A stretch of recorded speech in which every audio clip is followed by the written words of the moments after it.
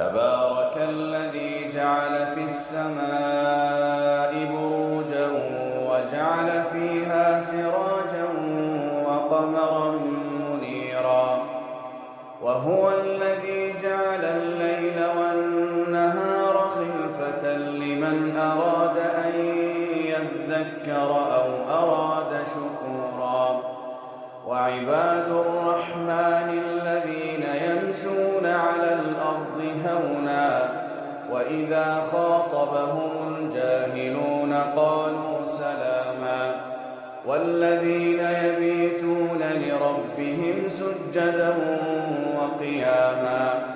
والذين يقولون ربنا اصرف عنا عذاب جهنم إن عذابها كان غراما إنها ساءت مستقرا ومقاما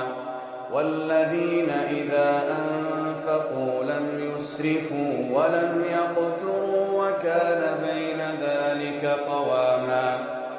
والذين لا يدعون مع الله إلها آخر ولا يقتلون النفس التي حرم الله إلا بالحق ولا يزنون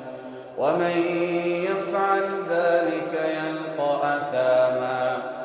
يضاعف له العذاب يوم القيامة ويخلد فيه مهانا إلا من تاب وآمن وعمل عملا صالحا فأولئك يبدل الله سيئاتهم حسنات وكان الله غفورا رحيما ومن تاب وعمل صالحا فإنه يتوب إلى الله متابا والذين لا يشهدون الزور وإذا مروا باللغو مروا كراما والذين إذا ذكروا بآيات ربهم لم يخروا عليها صما وعميانا والذين يقولون ربنا هب لنا من أزواجنا وذرياتنا قرة أعين وجعلنا للمتقين إماما أولئك يجزون الغرفة بما صبروا ويلقون فيها تحية وسلاما خالدين فيها حسنت مستقرا ومقاما